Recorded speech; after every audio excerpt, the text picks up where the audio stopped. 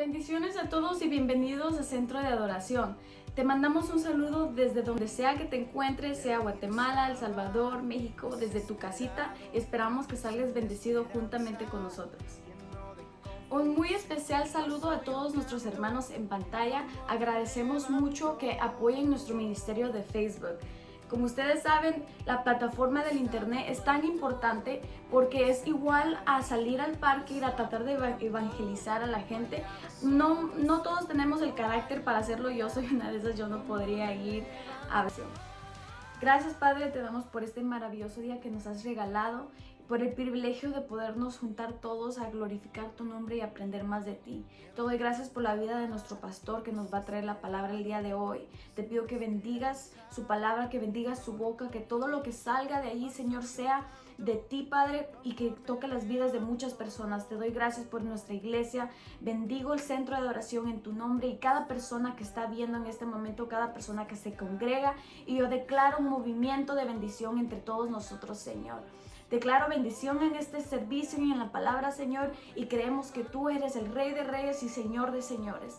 Glorificado sea tu nombre, Padre, y todo esto te doy gracias y te lo pido en el nombre maravilloso de Cristo Jesús. Amén.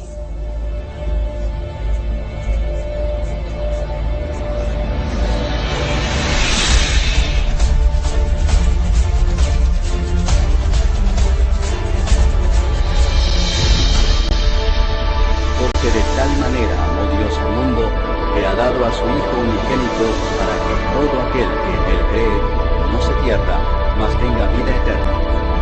Porque no envió Dios a su Hijo al mundo para condenar al mundo, sino para que el mundo sea salvo por él.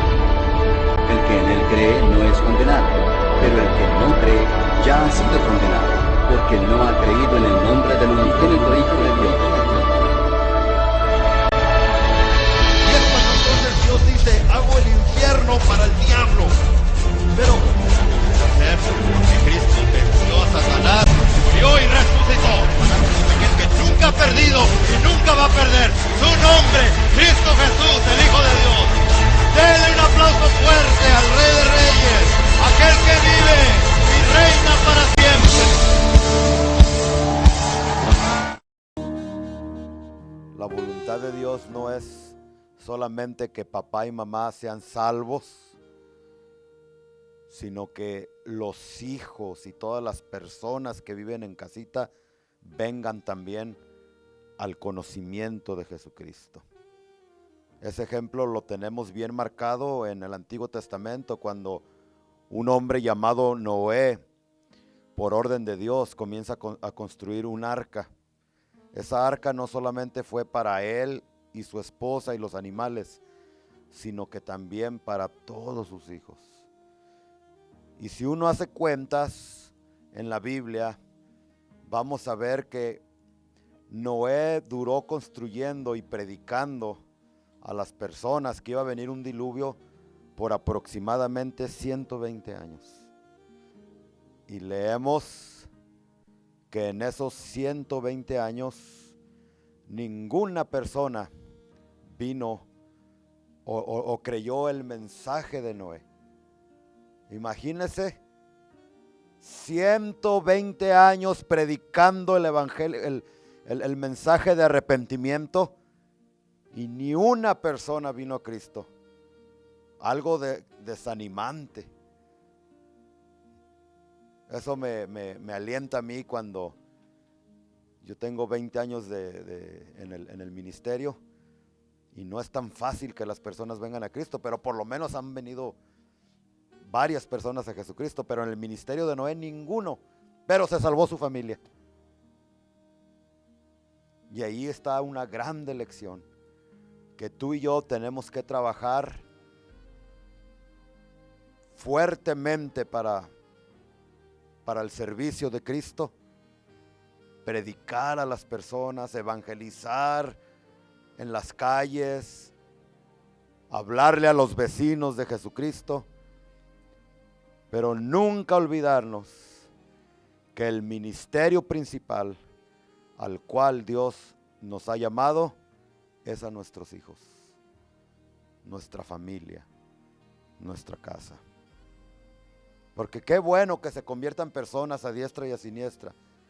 Pero si nuestros propios hijos se pierden, esa no es la voluntad de Dios, que ellos se pierdan. Y en las Escrituras vemos varios ejemplos de hombres de Dios que descuidaron su casa. Que descuidaron sus hijos y estos se perdieron. Yo sé que Hechos 16:30 o 31, algo así, nos dice, cree en el Señor Jesucristo.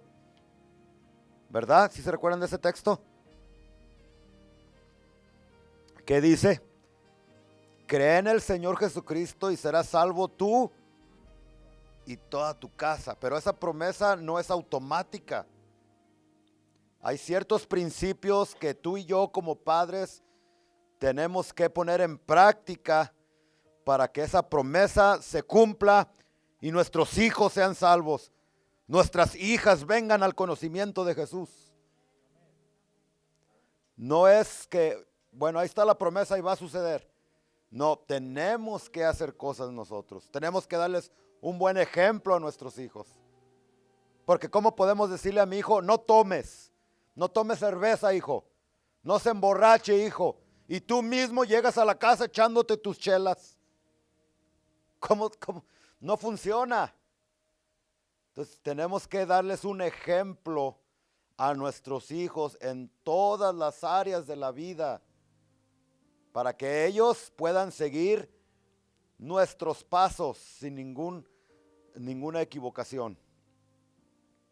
Lo segundo es oración. Hay que estar orando mucho por nuestros hijos. Hay que estar orando ya por ellos, que el Señor los bendiga, que el Señor les estorbe en la escuela cuando están allá con sus amigos y les ofrecen marihuana, cocaína, sexo ilícito, negocios sucios. Hay que estar orando. Cuando ya les hablas y les dices, si no hacen caso, la mejor solución es la oración. Y cuando se acuesta y que están dormidos roncando y no se dan cuenta, ve y agarra el aceite y échales aceite toda la cabeza y ora por ellos en el nombre de Jesús, por tus hijos. Ora por sus cónyuges, su esposo, su esposa que van a ser, que Dios los proteja ahorita, aunque no conozcas a estas personas, ¿verdad? Pero por ahí están, se los aseguro. Y hay que estar orando que tu hija se case con un siervo de Dios, que tu hijo se case con una mujer que ama a Jesucristo. Esas son cosas que podemos hacer. Y otra cosa que podemos hacer y que lo vamos a leer es disciplinar a nuestros hijos. Porque Jesucristo dijo, este género no sale sino con oración y ayuno. Pero el problema es que muchos papás oran y ayunan por sus hijos, pero no accionan, no los disciplinan, así no va a salir. Acuérdense que yo les he enseñado que no es oración, es oración. Hay que orar, pero hay que levantarse y después hay que accionar.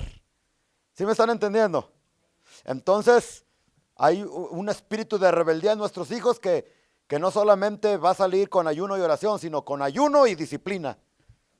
Y eso es lo que nos hace falta mucho a los papás aprender. Y eso fue lo que le pasó a este hombre, sacerdote del Señor, llamado Elí.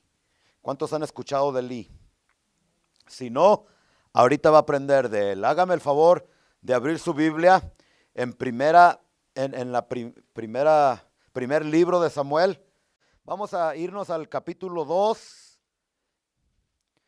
y vamos a comenzar a leer desde el versículo 12 en adelante.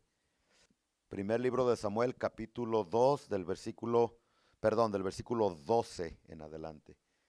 Dice, los hijos de Elí eran hombres impíos porque no tenían conocimiento de Jehová. Yo cuando leo estos versículos me pregunto, ¿cómo estos muchachos eran impíos cuando ellos crecieron en la iglesia? Su papá era el pastor de la iglesia. Sin embargo, no conocían a Dios. Oren mucho por nosotros los pastores, no solamente por mí, sino por todos los pastores dirigentes de iglesias en el mundo, porque en cuanto una persona se niega a sí mismo y decide servir a Dios en el pastorado, inmediatamente Satanás despacha cuadrillas de demonios para atacar a los hijos. Y es por eso que muchas veces usted escucha de pastores entregados a la causa de Cristo, pastores que Dios usa, pero sus hijos no quieren nada con el evangelio. Es por el ataque de Satanás y las críticas de muchas personas que en lugar de interceder y orar para que estos muchachos vengan al conocimiento de Jesús, critican. Ay, mira, y es hijo del pastor. Ay, mira, y es hija del pastor. Y mira lo que está haciendo. Y mira aquí, es que son ataques de Satanás dirigidos directamente a la familia de los pastores. Y eso fue lo que le estaba pasando a Elí. Él en el ministerio y sus hijos corrompidos. Mire lo que dice el 13. Y era costumbre de los sacerdotes con el pueblo que cuando alguno ofrecía sacrificio, carnita de borrego, de lamb, de chivo, no sé, menos de puerco, venía el criado del sacerdote mientras se cocía la carne, trayendo en su mano un garfio de 3 dientes, y lo metía en el perol, en la olla, en el caldero o en la marmita, y todo lo que sacaba del garfio, el sacerdote lo tomaba para sí. De esta manera hacían con todo israelita que venía a Silo. O sea que cuando una persona iba al templo a ofrecer carne, un animal, cierta parte de la carne le pertenecía a los sacerdotes. Y tal parece que el sacerdote Elí comía mucha carne, porque más adelante vamos a leer que era un hombre ya de 99 años, si no me equivoco, y pesado. Es más, esa fue una de las razones por qué, por de tan pesado que estaba y meciéndose en una silla, estaba descansando en una silla, así lo ponen en su mente. Y cuando escucha unas noticias horribles que se cae y se desnuca por lo pesado que estaba. Yo creo comía mucha carne este hombre, ¿verdad? Bueno, así era la costumbre, que traían la carne y parte de la carne le tocaba a los sacerdotes, porque ellos no trabajaban en lo secular, entonces ellos se mantenían de la iglesia, para que usted me entienda. Les daban carne. Versículo 15. Asimismo, antes de quemar la grosura, sí entender lo que es ser grosura, ¿verdad? ¿Cómo se dice? Que lo entiendan. El gordito, antes de quemar el gordito, no hay otra, la grasa, venía el criado del sacerdote y decía al que sacrificaba: de carne que asar para el sacerdote, porque no tomará de ti carne cocida sino cruda. Y si el hombre le respondía: quemen la grosura primero y después toma tanto como quieras, él respondía: no, sino dámela ahora mismo, de otra manera yo la tomaré por la fuerza. Era pues muy grande delante de Jehová el pecado de los jóvenes, porque los hombres menospreciaban las ofrendas de Jehová. O sea que ellos ya, los hijos de Elí, se estaban aprovechando de las ofrendas monetarias que llegaban a la iglesia, de los animales, la carne que traían a la iglesia, y en lugar de tomar la parte que les correspondía, estaban robándose las ofrendas de la iglesia. Y dice la Biblia que su pecado era grande delante de Jehová. El problema aquí no es que los muchachos andaban pecando. El problema aquí, y usted lo puede leer en los siguientes 2 capítulos, no lo vamos a hacer hoy, que su papá Elí sabía que los hijos andaban mal, pero nunca les estorbó, no les decía que andaban mal, no los disciplinaba. Y allí es donde está el problema. Yo la otra vez les decía que hay papás buenos que dan un excelente ejemplo, pero sus hijos por alguna razón salen malos. El perfecto ejemplo es el hijo pródigo, la historia del hijo pródigo.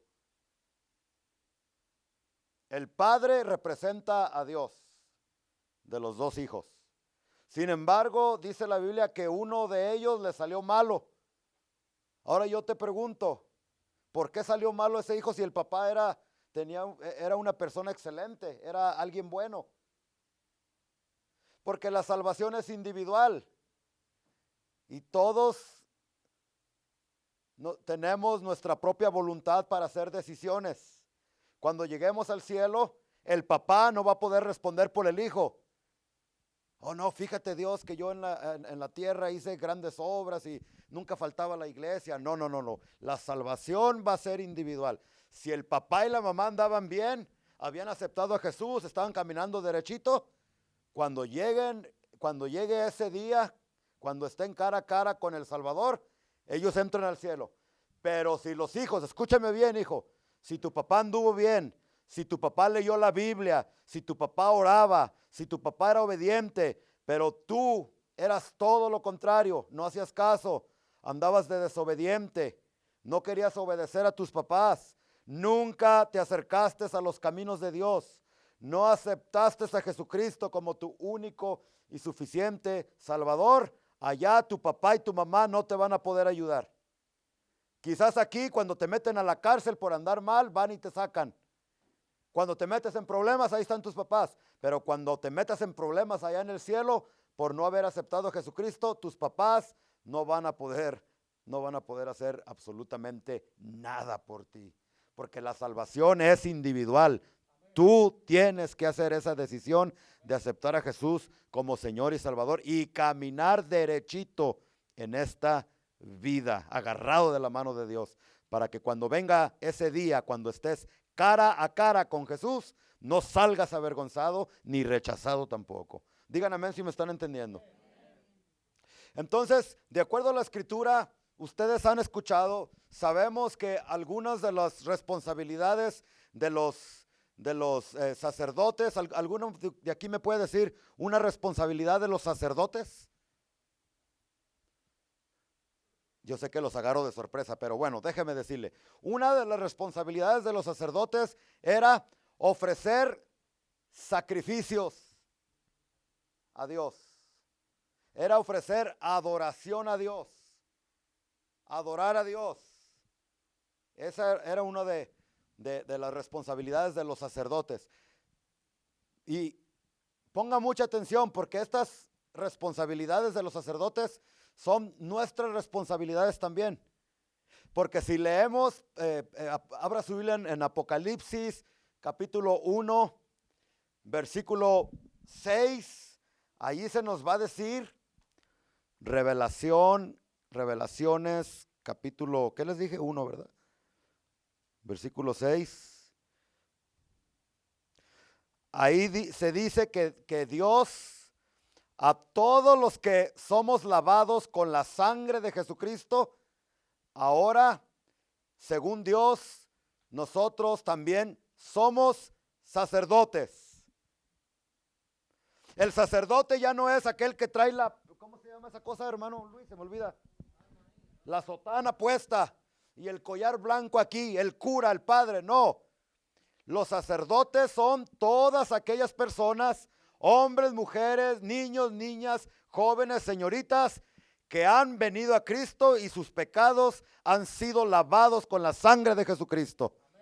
Aquí lo vemos, versículo 6 dice, versículo 5, y de Jesucristo el testigo fiel, el primogénito de los muertos y el soberano de los reyes de la tierra, al que nos amó y nos lavó de nuestros pecados con su sangre. Dice, y nos hizo, ¿qué?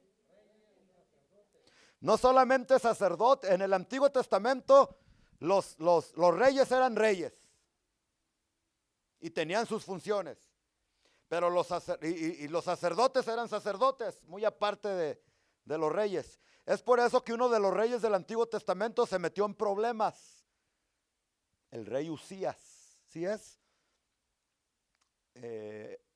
Alguien busque a ver si es el rey Usías, porque no quiero decirles mentiras. Isaías capítulo 6, versículo 1, ¿qué dice? Y si no es el rey Usías, me corrige por favor para decirles. El rey Usías en su tiempo quiso meterse a ofrecer sacrificios. ¿Sí era el rey Usías? Pues ese rey Usías, en el año que murió el rey Usías, dice allí, ¿verdad? En Isaías capítulo 6, versículo 1. ¿De qué creen que murió? Al rey Usías le cayó lepra. ¿Y usted se recuerda de las leyes que los antiguos tenían con aquellos que les caía lepra? Los apartaban, era símbolo de maldición cuando una persona le caía lepra. Que le cayera lepra a un ciudadano común y corriente, pues, ¿qué tiene, no? Pero imagínese, le cayó lepra al rey. Pero ¿sabe por qué se contagió de lepra el rey? Porque en una ocasión tenían que ofrecer sacrificios. Pero acuérdense que los sacrificios era responsabilidad de los sacerdotes solamente. Y este rey se impacientó. ¿Por qué no llega? Y es hora ya de los sacrificios. Yo no voy a esperar al sacerdote, sino que yo voy a entrar al lugar santísimo a ofrecer sacrificios. Y cuando iba a entrar, llegó el sacerdote y le dijo: mi rey, con todo el respeto que usted me merece, no se meta, porque ese es trabajo de los sacerdotes y no de los reyes. ¿Y tú qué me vas a decir a mí que tengo que hacer yo? Yo soy el rey. Se llenó de orgullo y se mete, y en cuanto se mete, su cuerpo se llena de lepra. Y rápido se lo llevan y lo apartan. Y dice que murió leproso este hombre, este rey, porque quiso hacer las funciones que solamente le pertenecía a los sacerdotes. Ahora, con el nuevo pacto, en el Nuevo Testamento, Dios ha eliminado todo eso y ahora ha unido el sacerdocio. Por eso dice la Biblia que ahora nosotros somos reyes y real sacerdocio para anunciar las buenas nuevas del Evangelio de Jesucristo, dice Pedro. Real sacerdocio, sacerdotes reales. Y aquí dice, y nos hizo no solamente sacerdotes, sino reyes y sacerdotes para Dios su Padre. Somos reyes. Yo aquí estoy viendo pura sangre, gente descendiente de reyes aquí. Ustedes no son cualquier cosa, ustedes son personas especiales, ustedes son reyes y sacerdotes. Por eso cuando se hablen entre ustedes, respétense, háblense con mucho respeto, con mucha admiración, porque cuando hablas con un hermano en Cristo, estás hablando con un rey y príncipe, porque somos hijos del mero del Rey de Reyes y Señor de Señores. ¿Cuántos están cumpliendo su función de sacerdotal? Viniendo a Dios, intercediendo y orando y ofreciendo alabanzas a Cristo. La adoración y la alabanza no es solamente aquí para los del grupo cada 8 días. La adoración y la alabanza, es más, si los que están en la alabanza no están adorando a Cristo en sus casas todos los días, ustedes no tienen ningún negocio estando aquí arriba adorando a Dios. Porque si tú no buscas de la presencia de Dios en tu casa, cuando vengas aquí, la presencia de Dios no va a fluir. La presencia de Dios fluye cuando tú comienzas a adorar a Cristo en tu casa, sin que nadie te esté mirando, sin que, aunque el pastor no esté allí, aunque los hermanos, tú estás adorando a Cristo, estás cumpliendo con tu función sacerdotal. Digan amén si me están entendiendo, porque los veo medios Y no nomás los del grupo de adoración, porque muchos, ay, los del grupo son los que adoran. No, todos somos los que adoramos. Porque ellos vienen a cantar, no a nosotros, porque hay hermanos que dicen, ay, ahora no me gustó la alabanza. ¿Y quién te dijo que la alabanza era para ti? La alabanza es para uno solo, es para el Rey de Reyes y Señor de Señores, y no se la damos a nadie más. Amén. ¿Cuántos están cumpliendo con esa función sacerdotal? La otra era interceder. Los sacerdotes intercedían por el pueblo. Nosotros hay que interceder por las personas perdidas allá en el mundo que no conocen de Cristo. ¿Cuántos están cumpliendo con esa intercesión, con esa responsabilidad? Pero quiero llevarle a la otra función sacerdotal o a la otra responsabilidad que los sacerdotes tenían. Ellos no solamente ofrecían sacrificio, o sea, adoración, sino que una de las funciones principales de los sacerdotes del Antiguo Testamento y ahora de los que somos sacerdotes aquí en el Nuevo Testamento era preparar a sus hijos para que estos, cuando el sacerdote muriera, porque los sacerdotes morían, solo hubo un sacerdote que no murió. ¿Cuál es el nombre de ese sacerdote? Jesucristo. Entonces el trabajo de los sacerdotes el trabajo de Elí era preparar a sus hijos espiritualmente para que cuando él faltara, sus hijos siguieran la línea sacerdotal. Y los hijos de Elí, como sacerdotes, siguieran el trabajo que su papá dejó en la tierra porque tuvo que morir. Esa era una de las responsabilidades principales. Educar a los hijos, disciplinar a los hijos. Sin embargo, vemos que allí, en su tarea o responsabilidad principal, el sacerdote Elí falló. Que esto sea una gran lección para nosotros los padres o los sacerdotes, para que me entiendan, porque acabamos de leer en Apocalipsis que tú y yo somos sacerdotes también. Que una de nuestras funciones o responsabilidades, aparte de cantar en el coro, aparte de predicar, aparte de ser ujier, aparte de ofrendar, aparte de cualquier responsabilidad que tengas en la iglesia, tu responsabilidad principal, papá, mamá, escúchame por favor, como siervo, como sierva, como sacerdote del Señor, es preparar a tus hijos y estorbarles que no pequen. Hacer todo lo posible que esté en ti para que tus hijos no se pierdan. Para que tus hijos, el diablo no se los robe y no se los lleve al infierno, sino que ellos sean salvos.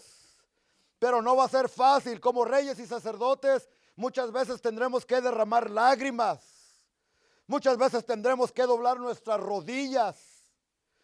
Lo que sea que nosotros los papás tengamos que hacer, pero lo tendremos que hacer porque es la única manera que nosotros vamos a estar cumpliendo con la responsabilidad que Dios nos ha dado de preparar, de orar, de ayunar, de dar ejemplo, de hacer lo que tengamos que hacer con tal de que nuestros hijos no se pierdan, sino que ellos vengan al conocimiento de Jesucristo y no solamente sean salvos, sino que Dios pueda usarlos como un instrumento para que su nombre sea glorificado.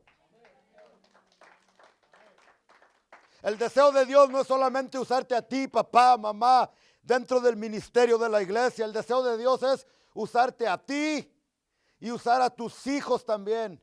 Y que juntos, como familia, por eso a mí me da tanta alegría cuando veo al hermano Luis, que está trabajando con sus hijos, mi hermano. Juntos como familia. Le falta uno, pero en el nombre de Jesús le profetizo que él viene a los pies de Jesucristo también. Y pronto usted lo va a ver con usted en el grupo, adorando y glorificando a Dios. Sigan adelante, familia Bricky también con toda su familia, trabajando juntos en el ministerio, en el reino de Dios. Varias familias que veo que están esforzándose por trabajar juntos con su familia. Yo le pido a Dios con todo mi corazón que me conceda pronto que todos mis hijos puedan trabajar conmigo también. Trabajar en el ministerio para ganar almas. Y sé que pronto lo voy a ver yo también. Pronto lo voy a ver en el nombre poderoso de Jesús. Pero esa es nuestra responsabilidad principal. ¿Sí? Trabajar de tal manera que nuestros hijos puedan ser salvos. Porque ¿de qué nos va a servir trabajar tanto en la iglesia, tanto aquí, tanto allá? Y al final tu hijo se pierde. Que no nos pase como a Lot. ¿Cuál fue la diferencia entre Lot y Noé? Noé predicó, pero todos sus hijos entraron al arca, juntamente con los animales. Y eso me pone a pensar que a veces hablamos de los burros y de los animales, y primero entraron los animales a la arca que la gente. ¿Cómo usted puede explicar eso? Que el burro entró al arca, pero los vecinos de Noé no quisieron entrar. No creyeron, pero el burro sí creyó. Entonces, ¿quién es más burro? ¿El vecino de Noé o el burro? Dígame si puede, contésteme si puede, le dijo Jehová a Job. Y el pobre no pudo contestar. Se salvaron todos sus hijos con las nueras, pero de la familia de Lot, en primer lugar se le perdió su esposa, lo que significa que no tenían una buena relación. Se le convirtió en una estatua de sal. ¿Sí se recuerdan de esa historia bíblica? Y las hijas que sí se escaparon con él, después las muy descaradas, fíjate lo que hicieron, Lupe.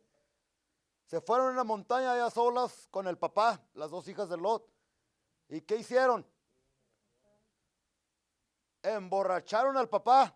Y papá era un cristiano sancochado, así medio, cuando echas el bistec a la carne asada y te la comes así nomás, así era un cristiano así medio crudo, medio sancochado, pues. Medium rare. Porque, pues, ¿qué cristiano se anda emborrachando? Solamente los que andan a medias tintas. Y Lot era un cristiano que andaba a medias tintas.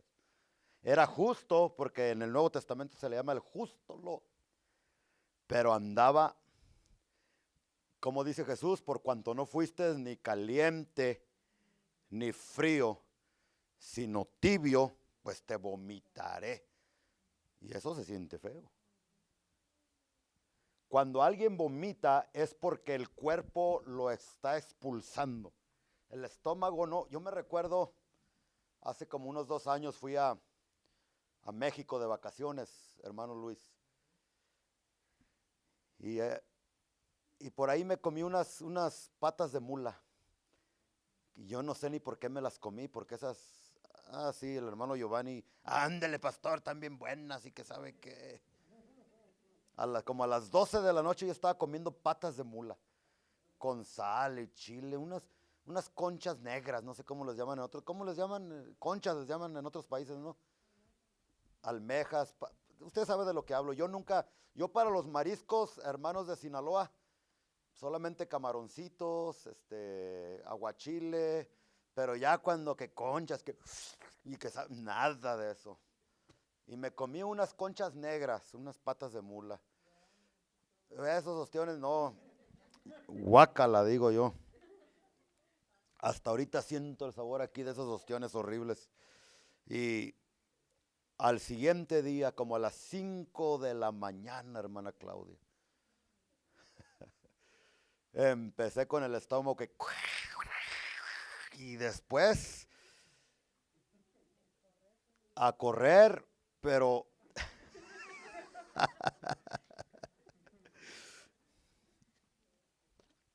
yo no dije nada, Pero ya después fui al balconcito del hotel donde nos quedamos y ahí se veía el mar bien bonito, pero qué horrible. Yo empecé, mire, sin hacer esfuerzo, yo ¡ay! Sacaba todos los ostiones, todas las patas de mula, saqué como 2 demonios, una rata, un vampiro y no sé qué tanto salió. Horrible, pero mi cuerpo no quería eso, por eso lo estaba vomitando. Jesucristo cuando dice, si tú eres tibio, sancochado, lukewarm, así medio, si no te arreglas, mijito, mijita, te voy a vomitar de mi boca. Quiere decir que le va a dar tanto asco esa persona en su estómago que él solito, sin querer, lo va a expulsar. Lo va a sacar. Y tú no quieres que eso te suceda, ¿verdad que no? Entonces, el mensaje de esta tarde, mis hermanos, papás, recordémonos que nosotros somos reyes y sacerdotes. Y como sacerdotes, ustedes mujeres también son sacerdotisas. Aunque no lo puedan pronunciar. Sacerdotisas. Y su responsabilidad es interceder por sus hijos, hacer todo lo posible para que estos no se puedan perder. Y los hijos no se van a salvar solamente con oración y ayuno. No es que yo no crea en la oración y ayuno. Se nota que no creo en el ayuno yo. No, sí creo, no estoy jugando. Que muchos dicen que ayunan y cada vez los veo más cachetones yo. Pero según que ayunan mucho, quién sabe cómo esté ese asunto. Sus hijos no van a ser salvos solamente con oración y ayuno.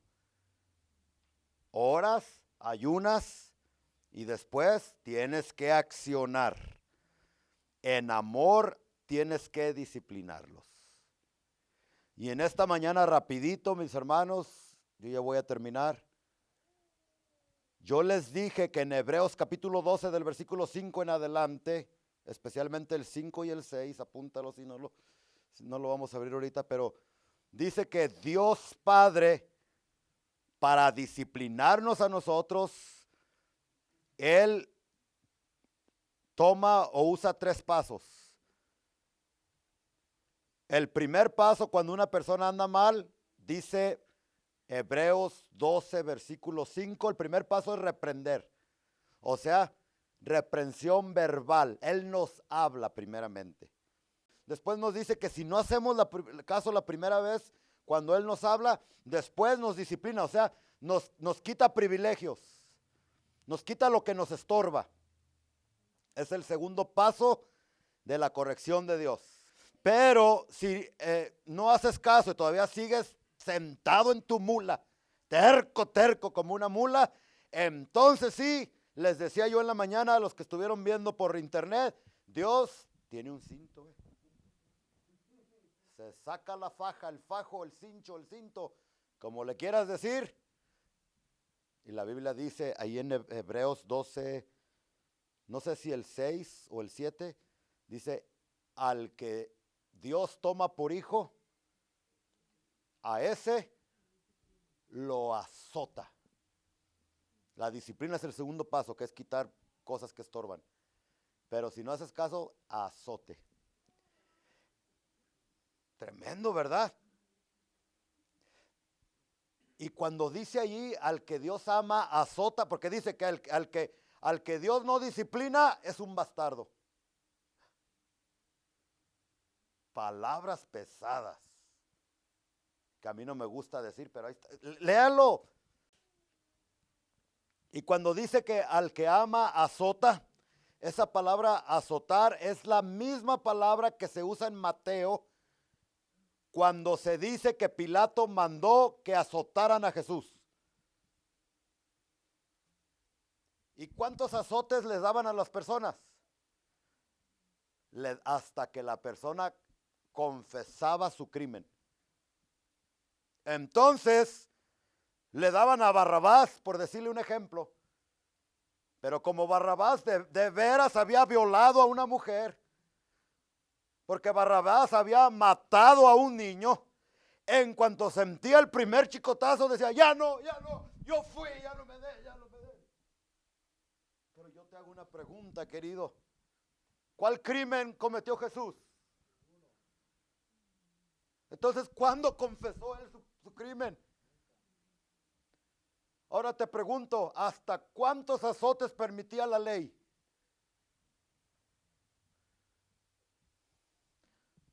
40 menos 1, dice la Biblia. 40 azotes. Bajita la mano, como el Señor Jesucristo dice que no abrió su boca cuando fue llevado al matadero. ¿Verdad que así dice?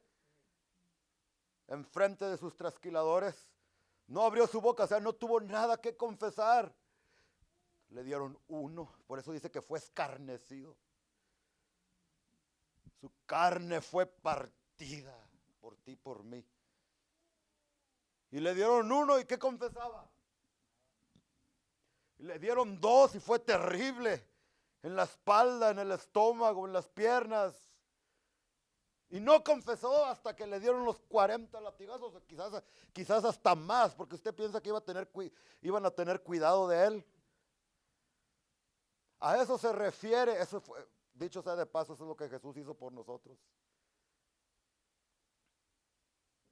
¿Por qué?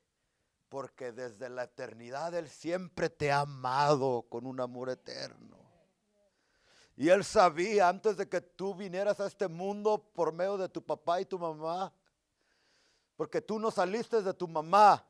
Yo sé que quieres mucho a tu mamita, pero tú no saliste. Tu mamá fue un conducto que Dios usó para que tú vinieras a esta tierra.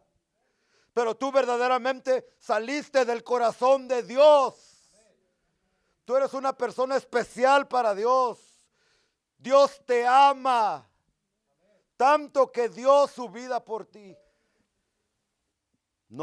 Sus hijos no van a ser salvos solamente con oración y ayuno. Oras, ayunas y después tienes que accionar. En amor tienes que disciplinarlos. Entonces, hermanos, cuidemos de nuestros hijos. Hay muchos versículos que nos hablan acerca de la disciplina de los hijos, que no los encuentro. Aquí los había anotado, pero no están. Pero pues vámonos a ver si no nos equivocamos. Vamos a Proverbios 23:14. ¿Ya lo tienen todos? Proverbios 23:14. Esto es para los hijos, y el ejemplo es Dios que lo hace. Dice, lo castigarás con vara. Está hablando de los hijos. Vamos a desde el 13, hermanos, desde el 13. No rehúses corregir al muchacho. Papá, ¿estás escuchando? Si tu hijo anda mal, si tu hijo no está escuchando, no rehúses corregir al muchacho o a la muchacha. Es que el escritor era mexicano, por eso puso muchacho, y era de Jalisco, yo creo, porque a él les decimos muchachos. Si hubiera sido de Guatemala, hubiera dicho, no rehúses corregir al patojo, al plebe, porque si lo castigas con vara, escucha, no morirá. ¿Cuántos de aquí quieren que sus hijos mueran? No, ¿verdad? Entonces, ¿cuál es la medicina de Dios? Corrígelos, pero primero háblales. No, el primer error que hacen tus hijos, no empieces que, ya cállate, te dije. No. Háblales. Comunícate con tu hijo, con tu hija. Mira, hijo, andar de cholo no está bien. Ya no se usa eso, ¿verdad? Ya no hay cholos. Les digo eso porque yo era cholo, no me lo crea, pero cuando yo estaba chico era cholo. Pero el Señor ya me salvó. Hablas con él. No, después, no te hace caso, quítale el celular al plebe. Si le das allowance o el su domingo, como decimos en México, quítale su allowance también, quítale cualquier cosa que tú sepas que le va a doler al muchacho, quítaselo. Pero pastor, es que ya me cansé de hablarle, de regañarlo, por eso, aquí Dios no dice regáñalo, dice háblale. Si no hace caso, quítale, pero ya le quité el teléfono y se enojó más y esto. Entonces, la varita. Pero note que Dios deja la varita hasta primero agota todos los demás recursos. Y una vez que si no funciona, entonces al último la varita. Para que Dios llegue a azotarte es ya bien difícil. Porque no, acá reto me azota. No, son las consecuencias de tus desobediencias y de tus pecados. Y muchas veces le echamos la culpa a Dios. Es que Dios me está castigando. No, que Dios te saca tú. Uno que se emborrachó y se subió al freeway. Y por andar de borracho se estrelló por allá y se murió su esposa. Y después en la parroquia sí se da parroquia o iglesia del hospital. Ya ve que los hospitales tienen ahí estaba hincado. Señor, ¿por qué me castigas de esta manera llevándote a mi esposa? Le pregunto, ¿fue Dios el que lo castigó? ¿Fue Dios el que lo disciplinó? No, ni siquiera Dios metió las manos. Fueron las consecuencias del pecado de borrachera en la vida de este hombre. Y hasta la fecha no hace caso el hombre, porque yo lo veo cuando viene a las iglesias, se hinca a reclamarle a Dios todavía. Tremendo, ¿no? Y ya hasta el último, entonces si no haces caso a tu hijo, pues le das con la varita. Y dice, no rehuses corregir al muchacho, porque si lo castigas con vara, vas a salvar su vida. No se va a morir tu hijo si le das, mira,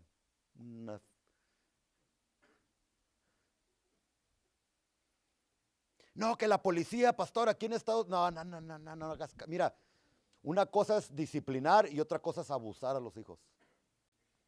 Entonces, le das con la varita, pero no con la mano, dije. La mano es símbolo de protección y de amor. ¿Ok? Tampoco se le pega a los hijos con el pie. Cállese, a ver si no se me sale el zapato y se los aviento por allá. No, al hijo no se le pega en la cabeza, no se le pega en las piernas, no se le pega en el estómago, no se le da con la mano, no, con el pie tampoco. Se le pega con una vara. Papás que tienen hijos chiquitos, en cualquier librería cristiana hay varitas que venden con estos textos y que usted le puede dar. Las nalguitas. ¿Tú saber para qué ser las nalgas? Número 1, para sentarte en la silla. Y número 2, para que te den allí. Pero si tú andas abusando a tus hijos de veras, golpeándolos y todo, te vas a ir a la cárcel. Porque la Biblia no nos enseña que tenemos que abusar físicamente o mentalmente a nuestros hijos, sino disciplinarlos, corregirlos. Y si tenemos que hacerlo con la vara, lo hacemos. Y este versículo nos dice, 14 dice, lo castigarás con vara y librarás su alma del Seol. Literalmente, el diablo quiere llevarse sus hijos. Mira, papá, mamá, que has venido en esta noche. El diablo quiere llevarse tus hijos al infierno. Quiere matar los espíritus. Hijos, el diablo quiere matarlos y llevárselos al infierno. Pero ustedes tienen que darle gracias a Dios por esos papás que Dios les ha puesto aquí en este lugar. Que ellos van a luchar a capa y espada para que ustedes no vayan al infierno, sino sean salvos.